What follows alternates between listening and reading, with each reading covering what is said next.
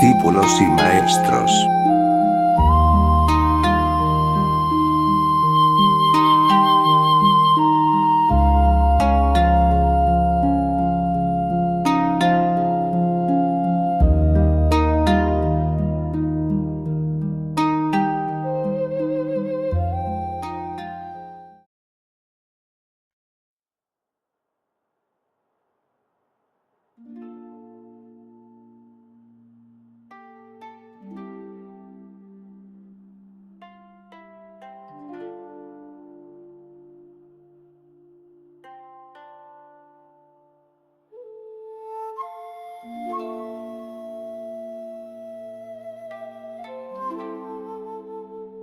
Las primeras palabras del Evangelio según Juan dicen Juan 1:1, en el principio era el Verbo, y el Verbo estaba con Dios, y el Verbo era Dios. 3.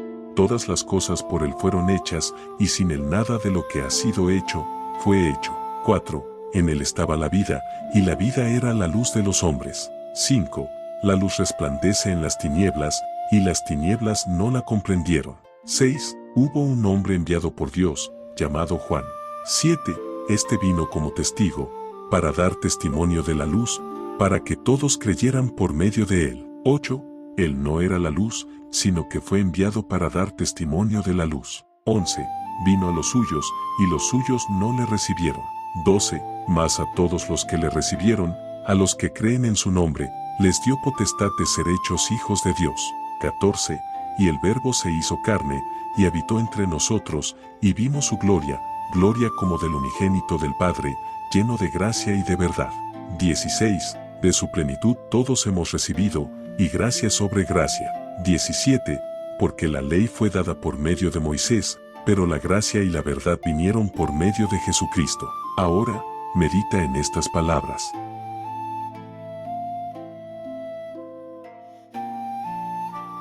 Hablaré de Cristo, pero no del cristianismo. El cristianismo no tiene nada que ver con Cristo. De hecho, el cristianismo es anticristiano, así como el budismo es antibudista y el jainismo antimavira. Cristo tiene algo en sí que no puede organizarse, su naturaleza misma es la rebelión, y una rebelión no puede organizarse. En el momento en que la organizas, la matas. Entonces queda el cadáver. Puedes venerarlo, pero no puedes transformarte por ello. Puedes cargar con el peso durante siglos y siglos, pero solo te agobiará, no te liberará. Por eso, desde el principio, que quede absolutamente claro, estoy totalmente a favor de Cristo, pero ni siquiera una pequeña parte de mí está a favor del cristianismo. Si quieres a Cristo, tienes que ir más allá del cristianismo. Pero si te aferras demasiado al cristianismo, no podrás comprender a Cristo. Cristo está más allá de todas las iglesias. Cristo es el principio mismo de la religión. En Cristo se cumplen todas las aspiraciones de la humanidad. Es una síntesis excepcional. Normalmente, el ser humano vive en agonía, angustia, ansiedad, dolor y miseria. Si observamos a Krishna, vemos que ha alcanzado el extremo opuesto, vive en éxtasis. Ya no hay agonía, la angustia ha desaparecido. Puedes amarlo, puedes bailar con él por un tiempo, pero faltará el puente. Tú estás en agonía, él está en éxtasis. ¿Dónde está el puente? Buda se ha alejado aún más. No está ni en agonía ni en éxtasis. Está absolutamente quieto y sereno. Está tan lejos que puedes mirarlo, pero no puedes creer que exista. Parece un mito, tal vez la realización de un anhelo de la humanidad. ¿Cómo puede un hombre así caminar sobre esta tierra, tan trascendental, libre de toda agonía y éxtasis? Se aleja muchísimo. Jesús es la culminación de toda aspiración. Él sufre como tú, como nace todo ser humano, sufre en la cruz. Él experimenta el éxtasis que a veces alcanza Krishna, celebra, es canto, danza, y también es trascendencia. Hay momentos, al acercarte cada vez más a Él, en que verás que su ser más íntimo no es ni la cruz ni su celebración, sino la trascendencia. Esa es la belleza de Cristo. Existe un puente. Puedes acercarte a Él poco a poco, y Él te guiará hacia lo desconocido, tan lentamente que ni siquiera te darás cuenta al cruzar la frontera, al entrar en lo desconocido desde lo conocido, cuando el mundo desaparezca y Dios aparezca. Puedes confiar en Él porque es tan parecido a ti, y a la vez tan diferente. Puedes creer en Él porque forma parte de tu sufrimiento, puedes comprender su lenguaje. Por eso Jesús se convirtió en un hito fundamental en la historia de la conciencia. No es casualidad que el nacimiento de Jesús se haya convertido en la fecha más importante de la historia. Tiene que ser así. Antes de Cristo, existía otro mundo. Después de Cristo, un mundo totalmente distinto, un punto de inflexión en la conciencia humana. Hay muchos calendarios, muchas maneras de entender la vida, pero el calendario basado en Cristo es el más significativo. Con él algo cambió en el ser humano, con él algo penetró en su conciencia. Buda es hermoso, magnífico, pero no es de este mundo. Krishna es adorable, pero aún falta el puente. Cristo es el puente, por eso he elegido hablar de Cristo. Pero recuerden siempre, no estoy hablando del cristianismo. La iglesia siempre es anticristo. Una vez que intentas organizar una rebelión, esta se extingue. No puedes organizar una tormenta. ¿Cómo puedes organizar una rebelión? Una rebelión es verdadera y viva solo cuando es un caos. Con Jesús, el caos irrumpió en la conciencia humana. Ahora bien, la organización no debe realizarse externamente, en la sociedad. El orden debe surgir en lo más profundo de nuestro ser. Cristo trajo consigo el caos. Ahora, de ese caos, debemos nacer completamente nuevos, con un orden que emana de lo más íntimo del ser, no una iglesia, sino un hombre nuevo, no una sociedad nueva, sino una nueva conciencia humana. Ese es el mensaje. Estas palabras del Evangelio de San Juan, seguro que las has oído y leído tantas veces, se han vuelto casi inútiles, sin sentido, insignificantes, triviales. Se han repetido tantas veces que ya no te llaman la atención. Pero estas palabras tienen un enorme potencial. Quizás hayas perdido su significado, pero si prestas un poco de atención, puedes recuperarlo. Recuperar ese significado será una lucha, como recuperar tierra del océano. El cristianismo ha cubierto estas bellas palabras con tantas interpretaciones que se ha perdido su frescura original, se pierde a través de las bocas de los sacerdotes que simplemente repiten como loros sin saber lo que dicen, sin comprender, sin dudar, sin estremecerse ante la sacralidad de estas palabras. Simplemente repiten palabras como robots mecánicos. Sus gestos son falsos porque todo está ensayado. Una vez me invitaron a un seminario teológico cristiano. Me sorprendió el recorrido. Es uno de los seminarios teológicos más importantes de la India. Cada año preparan entre 200 y 300 sacerdotes y misioneros cristianos con una formación de 5 años. Se les enseña todo, incluso cómo pararse en el púlpito, cómo hablar, dónde enfatizar, cómo mover las manos. Se les enseña todo. Pero entonces todo se vuelve falso y la persona solo hace gestos vacíos. Estas palabras son como fuego. Pero tras siglos de repetición, una repetición casi monótona, se ha acumulado mucho polvo a su alrededor. Mi objetivo será desenterrarlas. Manténganse alerta, porque recorreremos un camino conocido de una forma totalmente desconocida, transitando por un territorio familiar con una actitud completamente nueva. El territorio será antiguo. Mi propósito será brindarles una nueva perspectiva para que puedan verlo. Quisiera prestarles mi mirada para que puedan contemplar lo antiguo con otros ojos. Y cuando se tienen ojos nuevos, todo se vuelve nuevo. Escuchar en el principio era el Verbo, y el Verbo estaba con Dios, y el Verbo era Dios. Los Upanishads pueden sentirse pobres, los Vedas pueden sentir envidia, en el principio era el Verbo. ¿Qué significa cuando el Evangelio dice, en el principio? Los cristianos lo han interpretado como si, en el principio, significara que hubo un comienzo. Han usado e interpretado estas palabras, en el principio, como si indicaran algo sobre el comienzo del tiempo. Pero sin tiempo, ¿cómo puede haber un comienzo? Para empezar, se necesita tiempo. Si el tiempo no existiera, ¿qué significa en el principio? En el principio, forma parte del tiempo y no puede precederlo, por lo que en el principio no significa que hubo un día en que Dios creó el mundo. Eso es una completa insensatez. En el principio es simplemente una forma de hablar. En el principio no significa en absoluto, en el principio, porque nunca ha habido un principio, ni puede haber un final. Dios es eterno, su creatividad es eterna. Siempre ha sido así y siempre lo será. Debido a estas palabras, en el principio, la controversia ha persistido durante siglos. Incluso hubo sacerdotes y obispos insensatos que intentaron fijar la fecha exacta, 4004 años antes de Cristo, un lunes cualquiera, comenzó el mundo. ¿Y qué hacía Dios antes de eso? La eternidad debió haberlo precedido, 4000 años no son nada. ¿Qué hacía antes? ¿Acaso no hacía nada en absoluto? Entonces, ¿por qué inició la creación de repente en una fecha concreta? Ha sido un problema, pero surge de una interpretación errónea. No, en el principio, es solo una forma de hablar. Hay que empezar por algún lado, el Evangelio tiene que empezar por algún lado. La vida es eterna, la vida nunca empieza por ningún lado, pero toda historia tiene que empezar y toda escritura tiene que empezar. Tenemos que elegir arbitrariamente una palabra, y no podrías elegir mejor en el principio. En el principio simplemente significa que no lo sabemos, pero desde el principio, si es que hubo un principio, Dios ha sido creativo. Permítanme decirlo de otra manera, Dios es creatividad. Incluso se puede omitir la palabra Dios. De hecho, el Evangelio mismo no quiere usar la palabra Dios. En el principio era el Verbo, y el Verbo estaba con Dios, y el Verbo era Dios. En el principio era el Verbo. ¿De qué palabra estás hablando? ¿Qué es esta palabra? Quien conoce la verdad sabe bien que nombrar a Dios es inútil. No hay nombre, ni definición, y todas las palabras son pequeñas, no pueden abarcar la totalidad.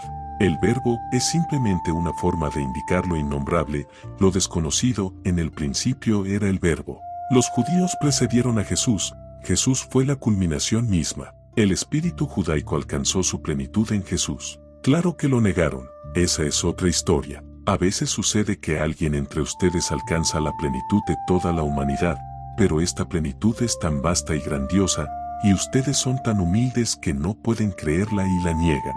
Cristo ascendió a lo más alto. Los judíos habían esperado durante siglos a este hombre. ¡Qué ironía! Habían esperado durante siglos a que este hombre apareciera. Toda su esperanza estaba puesta en este hombre que transformaría sus vidas y traería el reino de Dios a la tierra. Y entonces este hombre apareció, y ellos mismos, que lo habían estado esperando, no pudieron creer, no pudieron confiar. ¿Qué pasó? Se volvieron demasiado adictos a la espera misma. Ahora, si este es el hombre que harán, entonces la espera tendrá que terminar, tendrá que ser detenida. Habían esperado tanto tiempo, de hecho, la espera misma se había convertido en toda su actividad religiosa, esperar la venida del Hijo de Dios. Ahora, de repente, este hombre está allí y dice, estoy aquí. Pero ahora prefieren aferrarse a su espera antes que mirar a este hombre, porque mirar a este hombre será el fin. Ahora no hay nada más que esperar.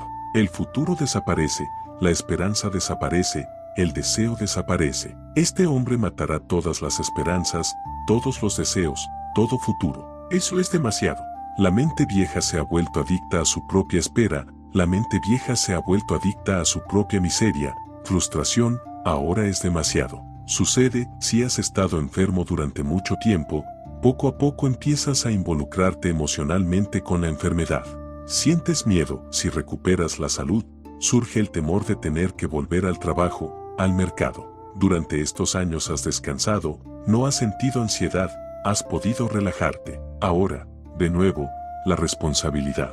Y no solo eso, durante estos años de enfermedad todos te han mostrado su comprensión, casi todos han intentado quererte. Te has convertido en el centro de tu familia, amigos y conocidos, todos han sido amables. Volver a moverte en el mundo duro y cruel provoca rechazo, no parece que valga la pena. Si una raza ha estado esperando tanto tiempo, y los judíos siempre han estado esperando, siguen esperando, y el hombre ha llegado y se ha ido, pero han invertido demasiado en la espera. Su espera se ha convertido en su oración, sus sinagogas no son más que salas de espera para la llegada del Mesías. Y él ha estado aquí, y les digo, si vuelve, aunque no creo que vuelva a cometer el mismo error, si vuelve, los judíos seguirán sin aceptarlo porque ¿qué pasará con su espera? Han vivido demasiado en ella, su prisión se ha convertido en su hogar y la han decorado. Ahora moverse bajo el duro y abierto cielo, donde a veces el sol quema tanto, a veces llueve, a veces hace frío o hace calor, es peligroso. Están protegidos.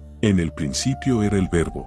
Los judíos han insistido en que el nombre de Dios no debe ser proclamado, pues es algo que debe guardarse en lo más profundo del corazón. Proclamarlo es profanarlo, decirlo es convertirlo en parte del lenguaje cotidiano. Repetirlo una y otra vez hace que pierda su significado. Si amas a alguien y durante todo el día le dices, te amo, muchas veces y disfrutas diciéndolo, Al principio la otra persona puede sentirse feliz, pero tarde o temprano se volverá excesivo. Te amo, estás desvirtuando una palabra hermosa. No la uses demasiado, entonces es significativa, entonces tiene significado. De hecho, quienes aman de verdad pueden no usarla en absoluto. Si el amor no se demuestra por sí mismo, no se puede expresar, no hay necesidad de decirlo. Y si se demuestra por sí mismo, ¿qué necesidad hay de decirlo? Debería haber algunas palabras clave que uses rara vez, muy rara vez.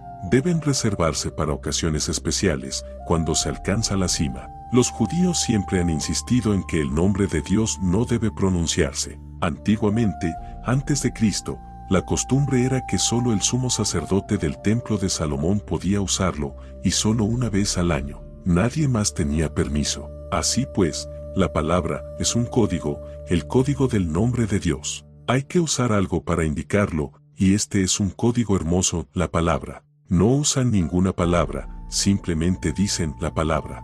Lo mismo se ha hecho en la India. Si se les pregunta a los SIJS, los seguidores de Nanak, dirán Nam, el nombre. No pronuncian ningún nombre, simplemente dicen el nombre. Significa lo mismo que la palabra.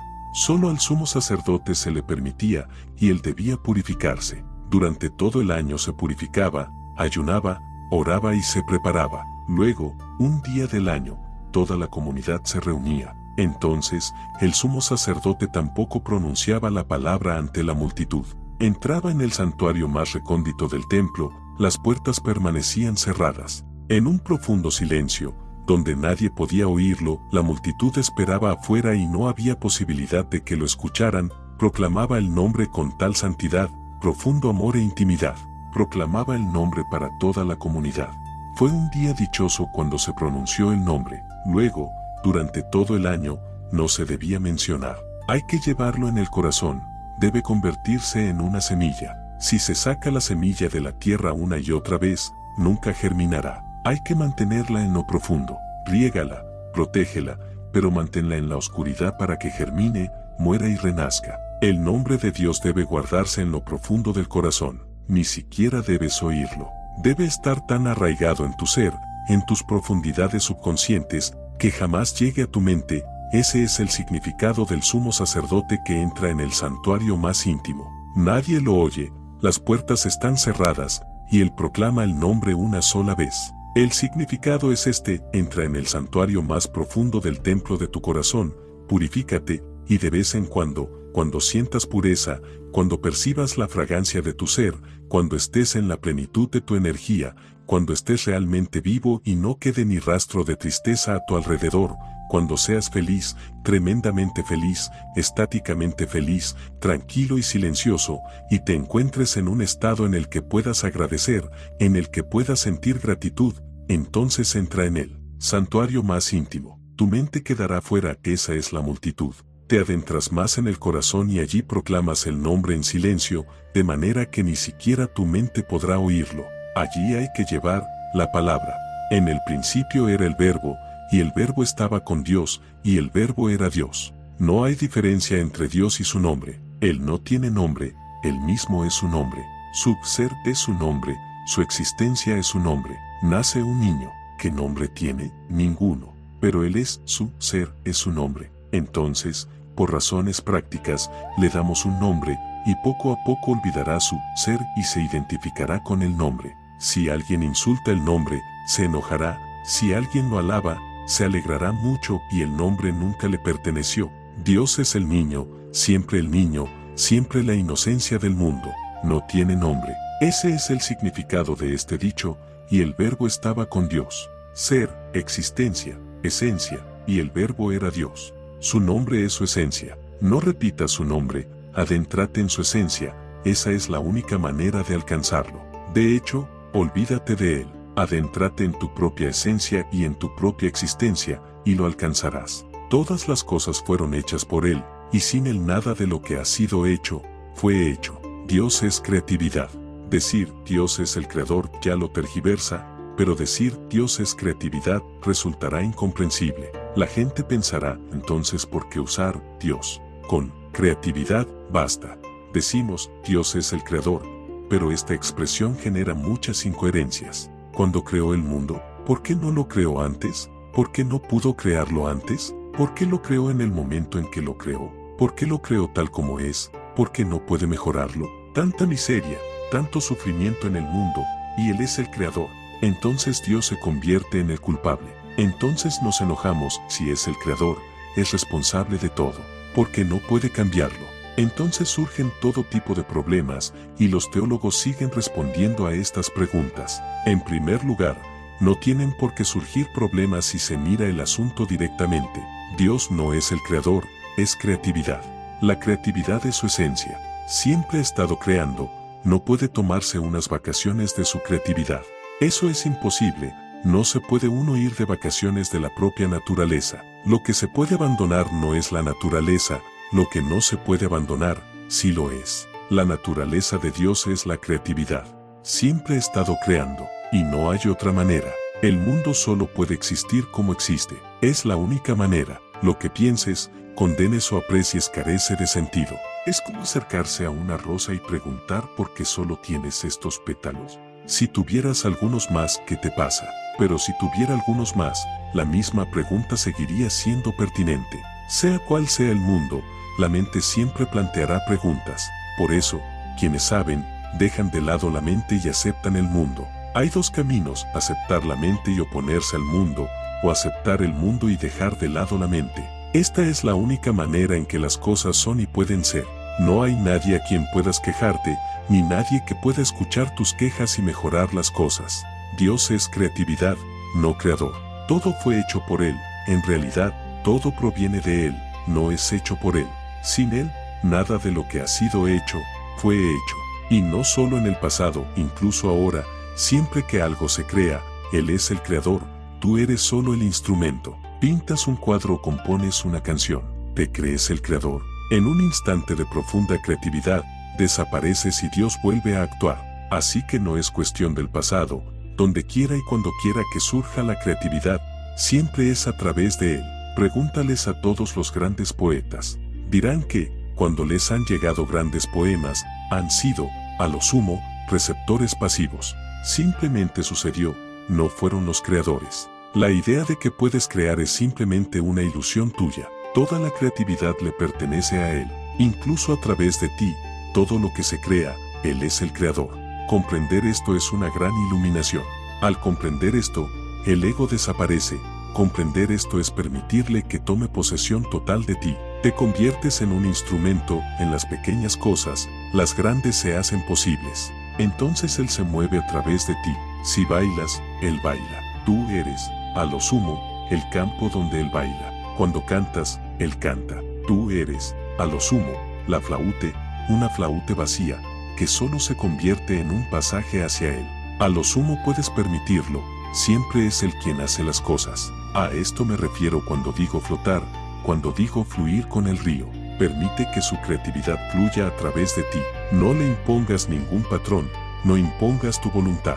Si te dejas poseer por completo, no hay sufrimiento y dejas de ser un ser humano. El Jesús que hay en ti se convierte en Cristo en el mismo instante en que te dejas poseer por completo. Entonces el Jesús desaparece y aparece el Cristo. Cristo es el principio, Jesús es el hijo del carpintero José. Jesús desapareció en un momento dado y Cristo entró. Cristo simplemente significa que ahora el hombre ya no es hombre, sino que está poseído por Dios. Así como cuando alguien enloquece y se dice, el hombre está loco, también se puede decir, el hombre está poseído por Dios. Ahora el hombre ya no está presente. En él estaba la vida, y la vida era la luz de los hombres.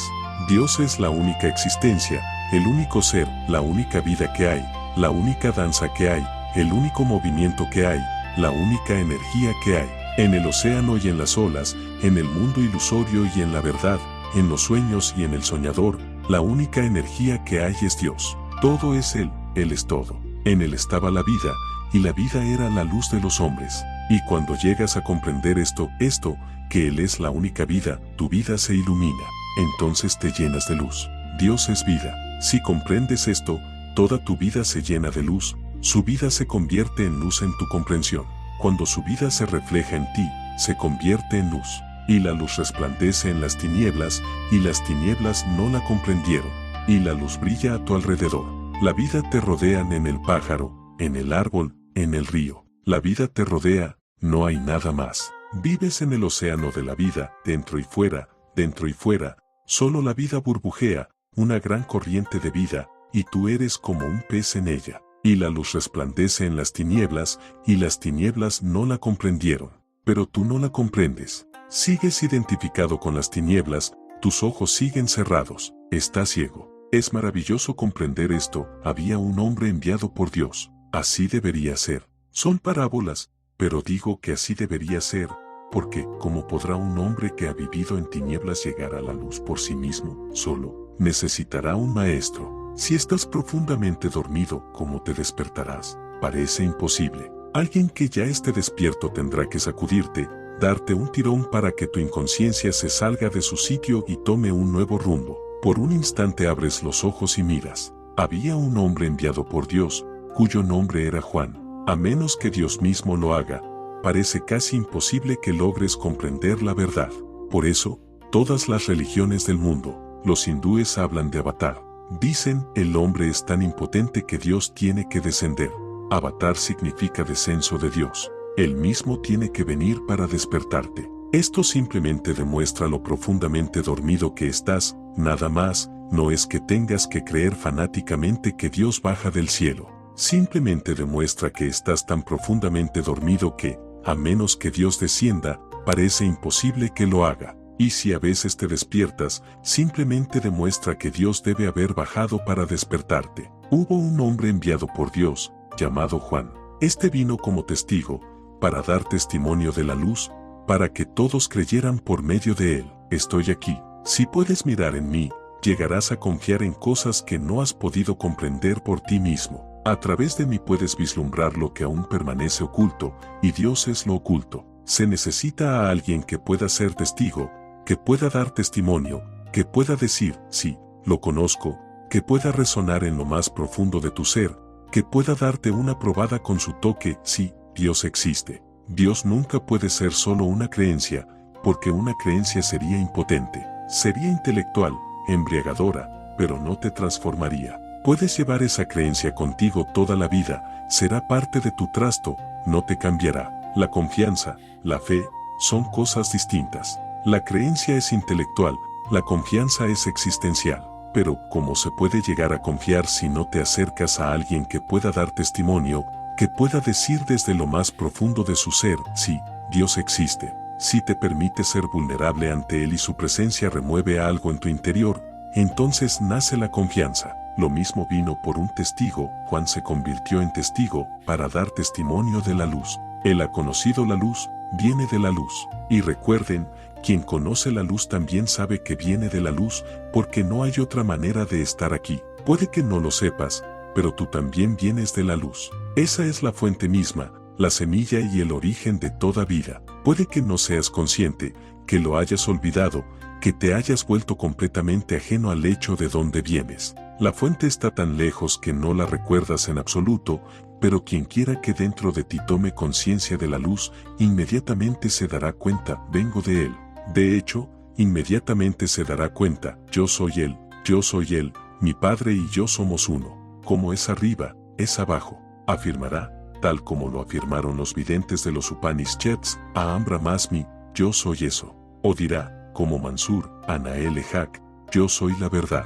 O como Jesús, yo y mi Padre somos uno. Jesús dice, si creéis en mí, habéis creído en el que me envió, si me amáis, habéis amado a aquel que no conocéis. Él vino como testigo, para dar testimonio de la luz, para que todos creyeran por medio de él. Juan es una puerta, una ventana, desde la cual se pueden vislumbrar las lejanas cumbres del Himalaya. Él no era esa luz, sino que fue enviado para dar testimonio de esa luz. Esto debe entenderse, es algo realmente significativo. Siempre que llega un hombre como Jesús, le precede a alguien que prepara el terreno. Tiene que ser así porque se necesita un terreno listo. La vida es una profunda continuidad, todo está relacionado, es un todo. Juan vino a preparar el terreno porque había mucha maleza. Crecía hierba, 1001 clases de árboles invadían toda la tierra. Había que cortarlos, quitar la maleza, preparar el suelo. Solo entonces podría venir el jardinero y sembrar las nuevas semillas.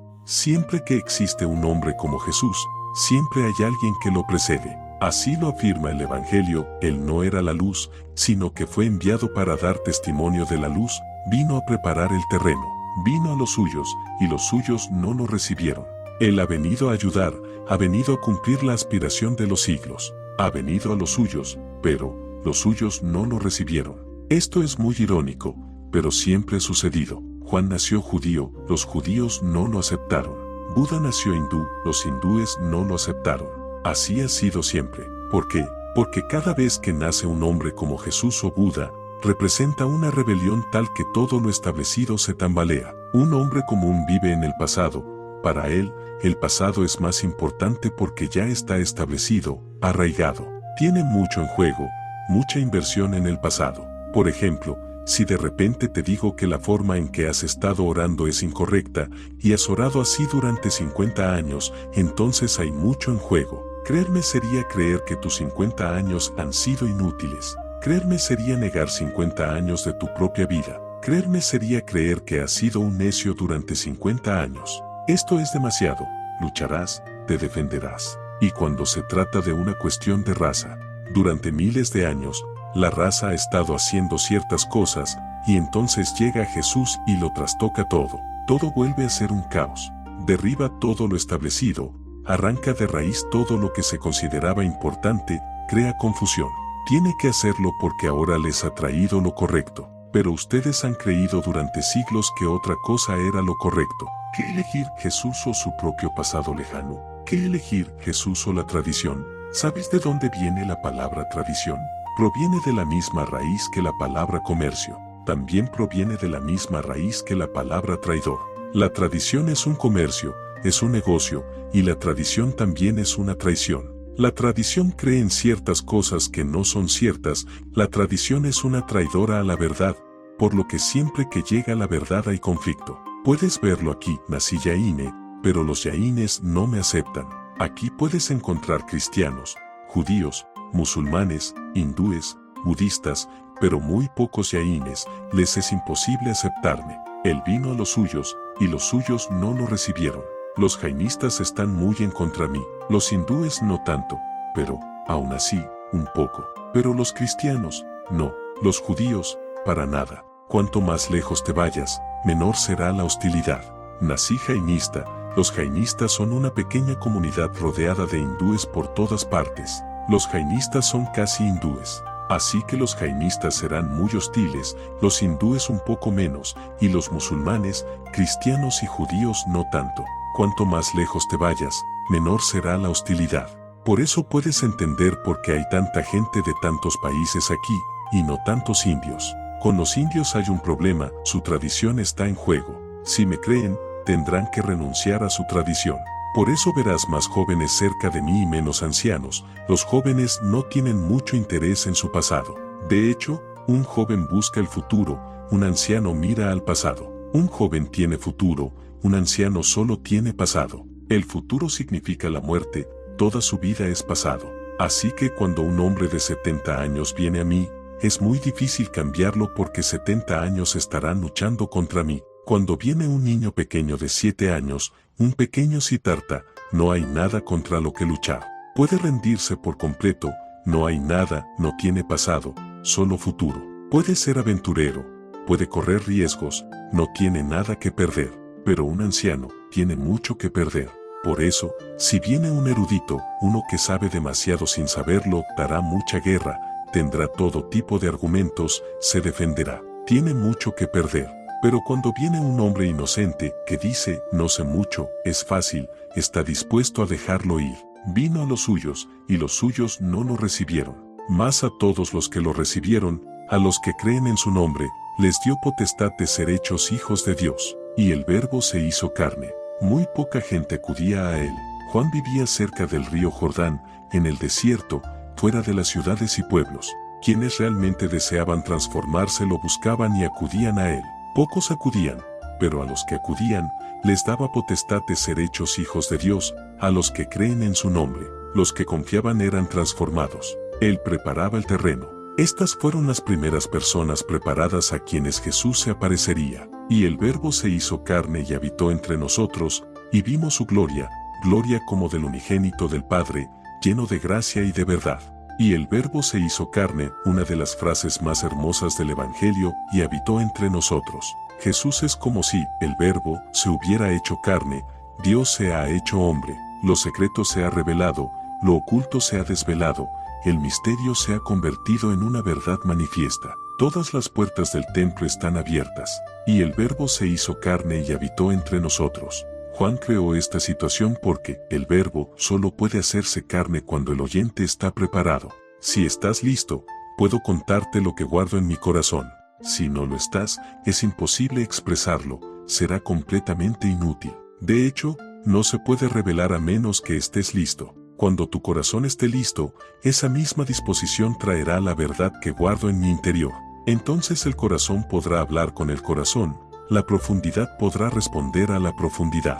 Juan creó un grupo, un pequeño grupo de personas escogidas que serían capaces de confiar, que serían capaces de ver con ojos de confianza. Solo entonces es posible Jesús. Recuerda esto, si el oyente está preparado, solo entonces se puede pronunciar la verdad. Viajé por este país durante muchos años, todo el año, buscando personas que pudieran transformarse para que todo lo que llevo dentro se materializara y pudiera expresarse. Ahora me preguntan por qué no viajo. Ese trabajo ya está hecho. Ahora, quienes estén preparados vendrán a mí. Este es el único camino. Por eso no quiero que vengan multitudes. Si vienen, no podré expresar lo que llevo dentro, y quisiera compartirlo antes de partir.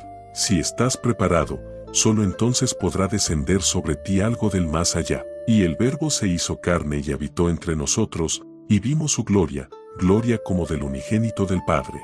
Esto es algo que realmente hay que entender, porque los cristianos lo han malinterpretado continuamente. Siguen diciendo que Cristo es el Hijo unigénito de Dios. Sí, en cierto modo es verdad, pero no en el sentido en que lo dicen los cristianos. Buda es también el Hijo unigénito de Dios, y Krishna también lo es. Recuerden, insisto, el Hijo unigénito de Dios. Y yo también soy el Hijo unigénito de Dios, y ustedes también lo son. Entonces, ¿por qué decir unigénito? Si todos son sus hijos, ¿por qué decirlo? Tiene cierta importancia, cierto significado, hay que decirlo. Es así, te enamoras de una mujer y le dices, eres la única mujer hermosa del mundo. No es que sea cierto, pero en un momento de amor, lo es. No es un hecho común, es una verdad. Cuando le dices a una mujer, eres la única mujer hermosa del mundo que ha existido o existirá, eso no significa que conozcas a todas las mujeres que han existido antes ni que sepas que ninguna de las que existirán será más hermosa que ella. ¿Cómo puedes saberlo? ¿Cómo puedes comparar? No es un hecho lógico, es una revelación poética. En ese momento de amor, no se trata de estadísticas. Algún lógico podría argumentar, un momento, ¿conoces a todas las mujeres que existen ahora mismo en el mundo? ¿Has buscado, investigado y has encontrado que esta es la mujer más bella del mundo? ¿Qué estás diciendo? Estás usando un lenguaje comparativo. Pero tú dirás, no me preocupan las demás mujeres, y esto no es comparativo. No estoy comparando, simplemente estoy afirmando una verdad sobre mi sentimiento. No es un hecho del mundo exterior, es una verdad de mi sentimiento interior. Así es como me siento. Esta es la mujer más bella del mundo. No estoy diciendo nada sobre la mujer, estoy diciendo algo sobre mi corazón. No conozco a todas las mujeres, no es necesario. No es una comparación, es un simple sentimiento. Estás tan poseído por el sentimiento que no decirlo sería un error. Cuando amas a Jesús, Él es el Hijo unigénito de Dios. Por eso esta frase es buena, la gloria como del unigénito del Padre, como si fuera el Hijo unigénito de Dios. Para quienes se enamoran de Jesús, Él es el Hijo unigénito de Dios. No dicen nada sobre Buda ni en contra de Buda, no hacen comparaciones. A eso me refiero cuando digo que Buda también es el Hijo unigénito, tú también lo eres. Cada persona en este mundo es única. Una vez que alcanzas tu realización interior, eres el Hijo unigénito de Dios, como si toda la existencia existiera para ti y solo para ti. Los árboles florecen para ti, los pájaros cantan para ti, los ríos fluyen para ti y las nubes se reúnen para ti. Te conviertes en el centro único de la existencia cuando alcanzas la iluminación. Si te enamoras de un Buda, un Jesús o cualquier otra persona, estas afirmaciones de los enamorados no deben tomarse como hechos. son expresiones poéticas. No se puede refutarlas, ni siquiera son argumentos. Expresan algo del corazón. Y el Verbo se hizo carne y habitó entre nosotros, lleno de gracia y de verdad. Donde hay verdad, hay gracia, y donde hay gracia, hay verdad. Intenta comprender esto. Solo puedes ser amable cuando eres sincero. Si albergues una mentira en tu interior, esa mentira perturbará tu gracia, será venenosa para tu corazón porque debe permanecer oculta, reprimida. Nadie debe saberla. No puedes ser abierto, la mentira te cerrará. Si engañas, no podrás ser libre y fluir. Te quedarás atrapado en tu engaño. Así que no digo que las mentiras sean malas porque dañen a los demás, no. Son malas porque perderás tu propia gracia. Los engaños no son malos porque engañes a los demás. Son malos porque perturbarán tu fluidez y no podrás fluir. Empezarás a congelarte, en muchos aspectos te quedarás estancado, muerto. Tendrás bloqueos en tu ser. Observen a un niño. Todo niño posee gracia. ¿A dónde desaparece entonces? Si cada niño trae gracia al mundo, ¿a dónde se esfuma? Poco a poco se pierde, y entonces todos se vuelven desgarbados, feos. Es raro que alguien sea capaz de ser tan elegante como lo era de niño. ¿Qué sucede? ¿Por qué un niño es elegante? ¿Has visto algún niño que puedas considerar feo? No, eso nunca existe. Un niño feo es imposible. Todos los niños son hermosos, incondicionalmente hermosos. Son espontáneos y auténticos. Cuando quieren llorar, lloran. Cuando quieren reír, ríen. Cuando se enojan, y cuando aman, aman. Viven el momento, nunca engañan. Pero pronto aprenden política. Pronto aprenderán, a mamá le gusta que sonría. Es más fácil persuadirla, es más fácil manipularla si sonrío.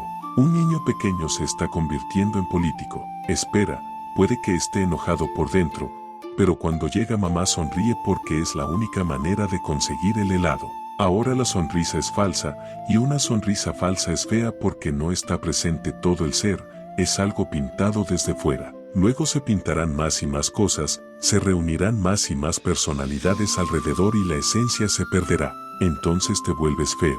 La verdad y la gracia siempre van de la mano. La verdad es gracia, y la gracia es verdad. El Evangelio capta la esencia misma de Jesús, verdad y gracia. Él era verdadero, profundamente verdadero hasta la médula, absolutamente verdadero. Por eso se metió en problemas. Vivir en una sociedad completamente falsa, vivir en ella con absoluta veracidad, es meterse en problemas. Y la gracia, no era político ni sacerdote. Simplemente amaba la vida y la vivía. No estaba allí para predicar nada, no tenía dogmas que inculcar, ni ideas que imponer. De hecho, vivía una vida pura, fluida y llena de gracia, y su presencia era contagiosa. Quien quiera que lo conociera, quien quiera que entrara en contacto con él, quedaba magnetizado, hipnotizado. Este hombre era un niño inocente. La gente se sentía atraída. Dejaban sus casas, sus trabajos, simplemente lo seguían. Él no era un predicador, ni estaba trayendo ninguna revolución política al mundo, ni ninguna reforma. Simplemente les estaba dando una manera de vivir con fluidez, y ahí radicaba el problema, porque los judíos son una de las razas más oprimidas del mundo, muy represivos, moralistas, puritanos. Eso se convirtió en el problema. Viven según principios, viven según la ley, y la ley debe ser obedecida. Por supuesto, son personas muy exitosas en el mundo. Si vives según la ley, tendrás mucho éxito. Si vives según el amor, estás destinado al fracaso. Es miserable, lamentable, pero así es. En el mundo, la ley triunfa, el amor fracasa. En Dios, el amor triunfa, la ley fracasa.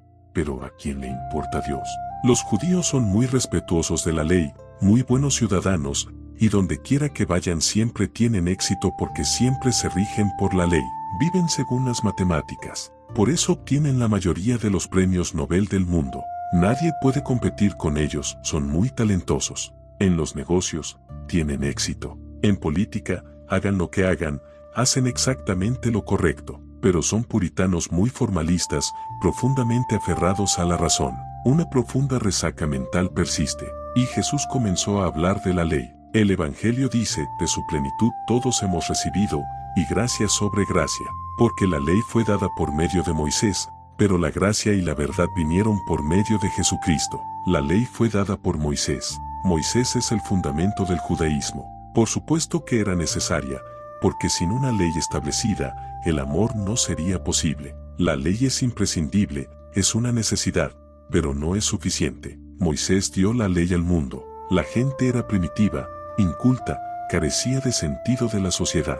Moisés creó una sociedad, y una de las más perdurables, la judía. De hecho, Moisés debió ser un gran genio, pues proporcionó la ley, y los judíos han sobrevivido a todo tipo de catástrofes. Sin duda les dio una base muy sólida, pero él fue un legislador, al igual que Manu lo fue para los hindúes. Moisés es el Manu de los judíos, él dio la ley. Déjenme contarles una pequeña historia. Sucedió, Moisés pasaba por allí y se encontró con un hombre que estaba orando, pero su oración era tan absurda, no solo absurda, sino también insultante para Dios, que Moisés se detuvo. Era completamente ilícito. Es mejor no orar que orar de esa manera, porque el hombre decía cosas imposibles de creer.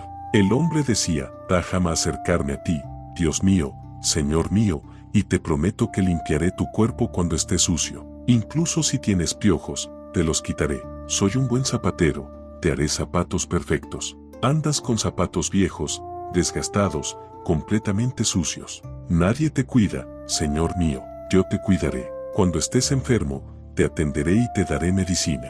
Y también soy un buen cocinero. Él estaba haciendo ese tipo de oración. Entonces Moisés dijo, basta, deja de decir tonterías, ¿qué dices? ¿A quién le hablas? A Dios, tiene piojos en el cuerpo y su ropa está sucia y tú la vas a lavar, no hay nadie que lo cuide y tú vas a ser su cocinero. ¿De quién has aprendido esta oración? El hombre dijo, no lo he aprendido de ningún sitio. Soy un hombre muy pobre y sin educación, y no sé rezar. Lo he inventado yo mismo y esto es lo que sé. Los piojos me molestan mucho, así que él debe estar sufriendo. Y a veces la comida no es buena, mi esposa no cocina bien y me duele el estómago. Él también debe estar sufriendo. Esta es solo mi experiencia, que se ha convertido en mi oración. Pero si conoces la oración correcta, enséñame. Entonces Moisés le enseñó la oración correcta. El hombre se postró ante Moisés, le dio las gracias con lágrimas de profunda gratitud y se marchó.